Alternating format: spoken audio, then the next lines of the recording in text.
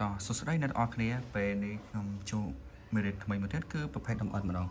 គឺដំអិតគឺខ្ញុំបានបរៀនចិត្តតម្រងហើយថាតម្រងមុនចាប់បានជារកដំអិតនេះគឺរឿងមិនគឺយើងរៀនចិត្តកោណកាយសិន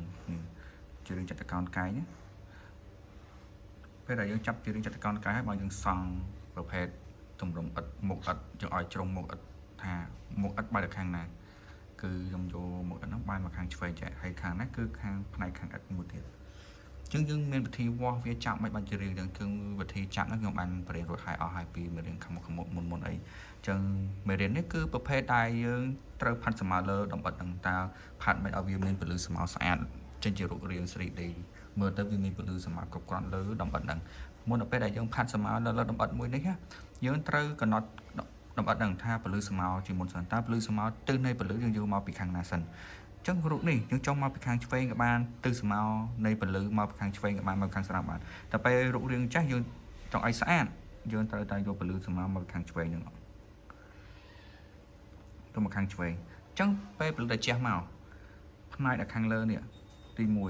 1ខាងមុខនេះគឺទី2ខាងក្រៅនេះគឺទី3ចឹងផ្នែកនេះជាខាងក្រៅគឺស្មៅវាទេស្មៅវានេះគឺទី4ចឹងកន្លែងណាដែលវាអាងឹតជាងគេកន្លែងវាអាងឹតជាងគេគឺកន្លែងលេខ4នេះគឺស្មើវានេះតបមកគឺលេខ3គឺវាអាងឹតបន្ទាប់ពីលេខ4តបមកវាទី2នេះកន្លែង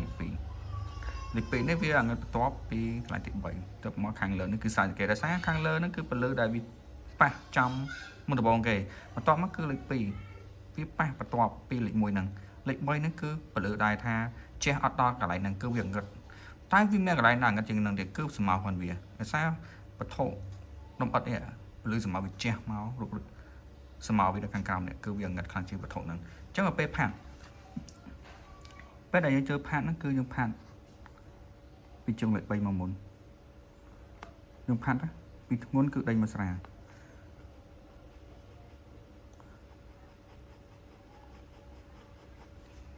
ពីធ្ងន់គឺដេញមកស្រាលមកហើយយើងព្យាយាមកកន្លែងខ្សែអាក់ឡាញជ្រុងនេះយើងធ្វើវាមួយថ្នមប្រយ័ត្នថាវាចូលខាងជ្រុងខាងឆ្វេងនេះជាយើងធ្វើវាតិចឆ្កឹះវាតិចចឹងដើម្បីសម្អាតខាងក្រោមគឺរឿងស្រាលតិចខាងក្រៅគឺរឿងស្រាលមកទៅកុំយកខាងក្រោមធ្ងន់ដោយសារពេលដែលយើងផាត់ពលឺស្មៅឯនៅខាងក្រោមនេះគឺវាមានចំណាំងផ្លាតទៅខាងផ្នែកខាងក្រោមនៃឥដ្ឋហ្នឹងតែខាងលើវាសើដល់តែវាប៉ះដែរតែវាមិនសើដល់ដូចខាងក្រោមហ្នឹងគឺផ្នែកខាងលើវាគឺវារាំងអត់ទេនេះគឺខ្ញុំផាត់ត្រេចឹងចង់ផាត់លុយក៏បានញីក៏បានមិនក៏បានដែរស៊ីសល់លើអ្នកទាំងអស់គ្នាដែលចូលចិត្តផាត់ប្រភេទ style ផាត់ទាំងអស់ហ្នឹងតែខ្ញុំត្រាប់ខ្ញុំគឺចូលចិត្តផាត់ត្រេព្រោះខ្ញុំត្រឡប់តាមបណ្ដាមកគឺខ្ញុំចូលចិត្តផាត់ត្រេទាំងហ្មង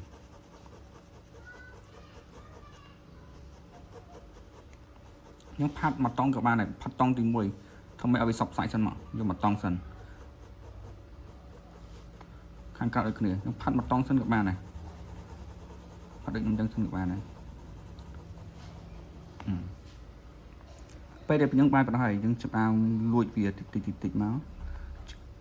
យើងសម្អាតវាមកជ្រុងតិចអានេះយើង detail វាកន្លែងជ្រុងវាស្អាតកាលនេះយើងអត់បញ្ញាប់ទេយើងធ្វើមួយដើម្បីឲ្យមើលទៅទម្រង់អត់គឺស្អាតប្រយ័ត្នជ្រុងខាងលើហ្នឹងអញ្ចឹងឆ្កឹះវាមួយ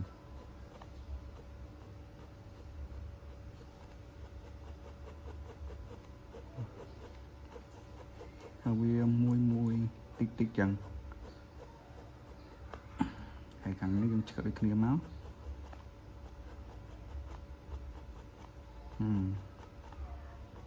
ថ្នមប្រយ័ត្នវាខូចរូបយើងថាពេលដែលយើងផាត់ហ្នឹងយើងត្រូវចេះស្រឡាញ់រូបភាពយើងហ្នឹងទម្រង់ខ្លួនយើងហ្នឹងកន្លែងណាខ្វះខាតយើងថែតាមក្រោយទៀតមិនថាយើងផាត់តាមផ្លែតហើយណាយើងមើលកន្លែងណាខ្វះខាតយើងថែមយករូបភាពមួយហ្នឹងមិនថាយើងផាត់តែ10នាទី20នាទីហើយតែពេលយើងផាត់ឆ្នូតនេះផាត់មិនឲ្យស្របគ្នាផាត់មិនឲ្យស្របទិសដៅគ្នាផាត់ស្របតាមខ្សែឡាញទាំងអស់ហ្នឹងផាត់វាមួយក៏បញ្ញាប់តាមរូបភាពដែលយើងមើលឃើញហ្នឹង ហ្នឹងណាខាងក្រៅគឺរឿងស្រាលមកនេះវាតស្អាតដែរខ្សែហើយវានៅឆ្នោតឡាញខ្លះវានៅឃើញសតិចតិចចឹងយើងនៅផ្សេងវាថ្នមមួយទៅទៀតហើយកលាក់វានេះគឺធ្វើឲ្យស្អាតគឺឆ្នោតអិតហ្នឹងដូចមានពុំមួយដែលគេយកវាទៅដុតចឹងហើយពុំឆ្នោតវាហ្នឹងហើយយើងខាងក្រៅក៏ដេញមកស្រាតិចតិចមកអូខេប៉ុន្តែយកបានមកជ្រុងហ្នឹងចុះមកជ្រុងខាងនឹងឆ្វេងនេះជ្រុងទី2នេះគឺជ្រុងហ្នឹងគឺស្រាលជាងខាងស្រាមហ្នឹងដោយសារពលឺជះមកវាប៉ះកន្លែងទី1និងទី1និងទី2នេះអញ្ចឹងអាទី2នេះគឺវារឿងស្រាលជាងខាងទី3អញ្ចឹងផាត់វាស្រាលបានហើយ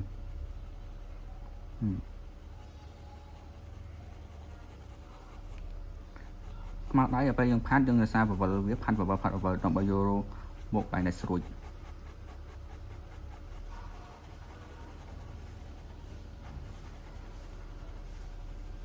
ឃើញទេផាត់វាឲ្យសប់សាច់មួយថ្នមក៏បញ្ញា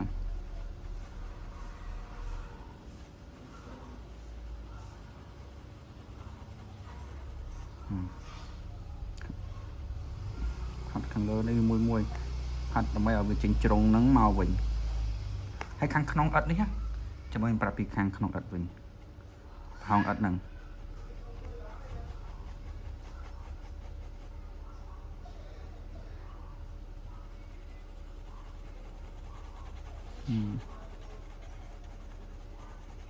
នៅប៉ុណ្ណេះមកក៏បានដែរអញ្ចឹងផ្នែកខាងប្រហោងអិតនេះ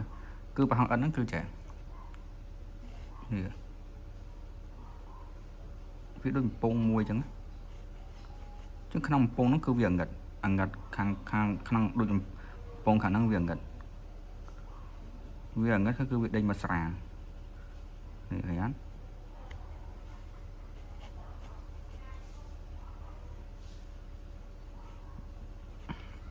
វាដូចកំពង់មួយអញ្ចឹងខាងក្នុងហ្នឹងអញ្ចឹងពីកន្លែងអសង្ខវានេះអសង្ខកន្លែងវាខាងក្នុងហ្នឹងគឺវារឿងអង្កត់គឺវារឿងអង្កត់កោងចឹងយើងយកពីអង្កត់ខាងក្នុងហ្នឹងណាពីអង្កត់គឺដេញមកស្រា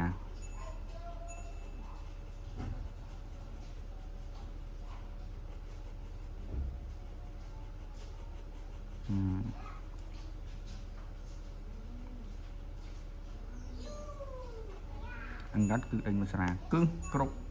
ប្រមាណប្រឡោះអិតហ្នឹង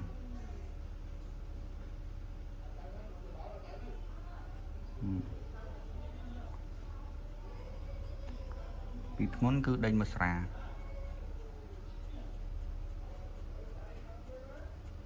ឆ្កឹះវាមួយក៏បញ្ញាពីធ្ងន់ដេញមកស្រាអាសាខាងប្រហោងអិតខាងក្នុងហ្នឹងគឺវាអង្កត់ណាវាអត់ភ្លឺទេហើយដេញមកស្រា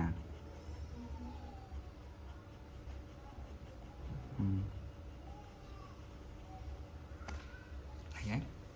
ឈើវាស្អាតបើណាអត់ស្អាតចាំយើងសម្អាតវា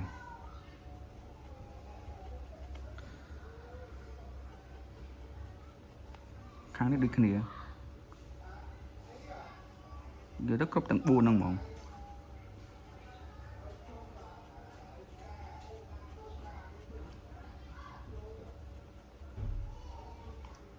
អ្នកតែផាត់លុញក៏បានផាត់ញីក៏បានគឺ style ដែលយើងស្រឡាញ់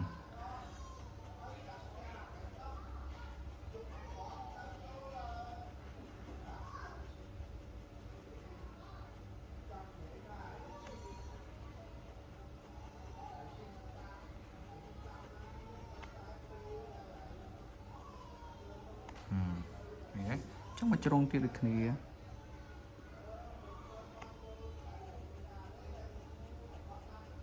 ធ្ងន់គឺដេញមកស្រាដូចគ្នា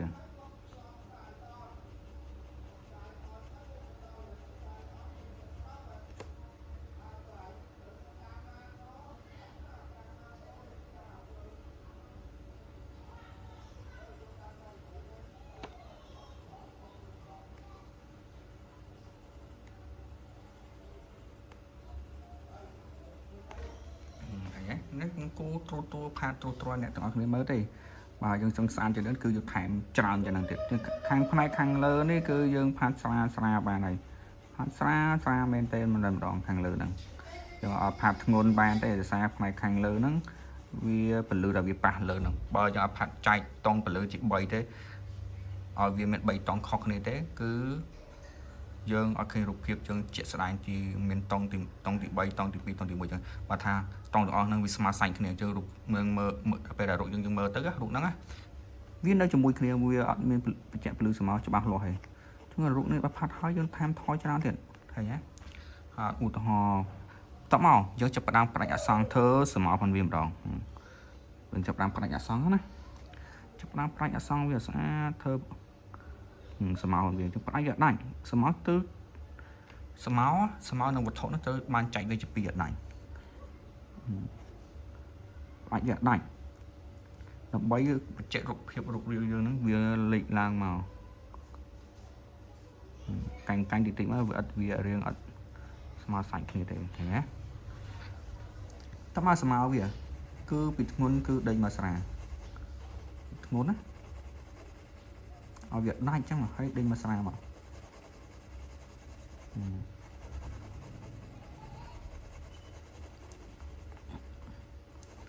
ហើយមកស្រាដៃឃើញទេ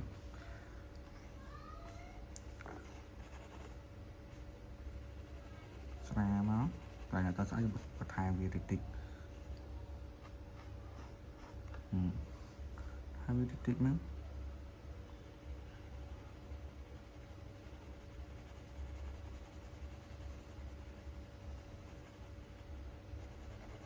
ឃើញទេពេលដែលយើងផាត់មើលមានស្មោមានអីត្រឹមត្រូវគ្រប់ជុងជ្រោយចឹងយើងបញ្ជាក់ថារូបយើងមកវារឿងបញ្ជាក់រូបរឿងថាពេញលេញវាមើលទៅវារឿងលម្អិតយើងមើលទៅវាស្អាតជាងមុនមួយទៀត background ជុំដាក់ background ទៀតក៏បានដែរ background ខាងក្រោយយើងធ្វើឲ្យរូបទៅកាន់ស្អាតជាងមុនទៀតមួយទៀតគេហៅខ្សែជើងមេឃគេហៅខ្សែដីខាងក្រោយដាក់ background វាមកដើម្បីធ្វើឲ្យរូបយើងកាន់តែផុសជាងមុនទៀត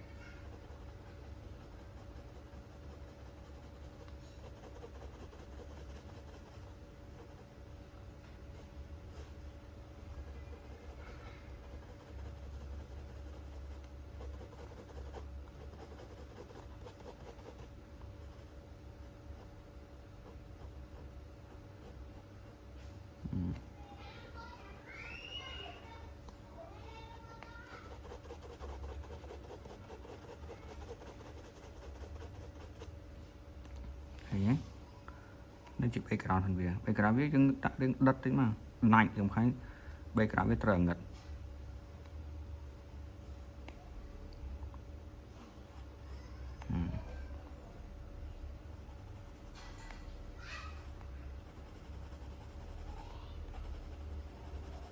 ដាក់វាដាច់ចឹងមក background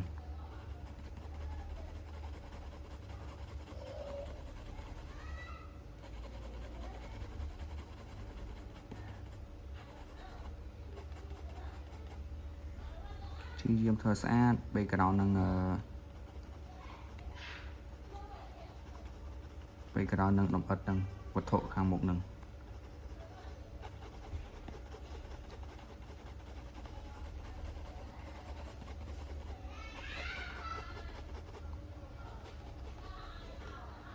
ធ្វើវាស្អាតមួយក៏បញ្ញាប់ការងារនឹងតែបើយើងបញ្ញាប់ទៅធ្វើមួយ plate ហើយអីគឺ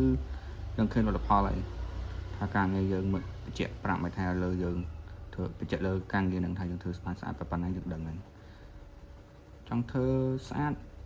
ឲ្យយល់យើងធ្វើការងារនឹងមួយមកចត់ច្រើនគេអ្នកធ្វើលឿនគេធ្វើលឿនហ្នឹងគេយល់ពីការងារហ្នឹងទេតែលឿនហ្នឹងក៏ត្រូវតែស្អាតមិនមែនថាធ្វើលឿនហើយការងារមើលទៅវាអត់យល់ណាអត់មានពលឺស្មើត្រឹមត្រូវណាអញ្ចឹងគេហៅមនុស្សជីកខ្ជាលើការងារហ្នឹងឯងការងារផាត់យូរចង់ស្អាតយ៉ាងនេះយើងផាត់ទៅទៀតមិនយើងហៅផាត់ដល់ផ្លេតចឹងហើយយើងជាមេរៀនដែលខ្ញុំបង្ហាញដល់អ្នកទាំងអស់គ្នាយើងយល់ថាពលឺស្មើដាក់ background វាមិនស្អាតផាត់ពីណាទៅណាតង់មិន ở đây chúng ta đó cái này này đại sai cho chúng tôi tỷ lệ cái này cái này ở con chúng tôi sẽ cọt về mình tịt mà các bạn đây trong pad miền tràn tràn các bạn đây các bạn miền tầm các bạn đợi nhóm các bạn nhóc các bạn pra ấy tập pram bay làm đào hay nhá cứ mới tham pra 4 bay tầm các bạn trong khán lư dương pra cầm lặng đây lơ rụp hiểm đằng và dân trong ban xá trong vôประเภท HB ឬមួយ 2B យើងផាត់លើរូបហ្នឹងមកហើយយើងបន្ថែមខ្មាស់ដៃបន្តមាន 4B សម្រាប់ធ្វើសម្ោវាប្រាញ់អសងប្រាច់អីចឹងបើស្រាប់គេអ្នកចាស់គឺប្រើខ្មាស់ដៃតែម្ដងហ្នឹងឃើញណាពុកភាគយើងប៉ុណ្ណេះគឺវាបញ្ចប់ថាទៅត្រង់ជាដំបិតប៉ុណ្ណេះបានខ្លះហើយចង់បានស្អាតជាងនឹងទៀតគឺយើងនៅ detail វាច្រើនទៀតកន្លែងខ្លះវាអត់តន់ឆ្នូតស្អាតមកអត់តន់ចូលគ្នាទៅថែវាច្រើនទៀតតែខ្ញុំធ្វើតែប៉ុណ្្នឹងបានហើយសម្រាប់បរិយាទាំងអស់គ្នាខ្ញុំយល់ថាបំបត្តិត្រូវមានពលឺសមាបែកចឹងទៅផាត់មើលឲ្យវាស្អាតធ្វើបាយកន្លែងជ្រុងណាអីចឹងណាគឺវីដេអូខ្ញុំមានតែប៉ុណ្្នឹងឯងសម្រាប់បង្ហាញទៅអ្នកទាំងអស់គ្នាសូមអរគុណ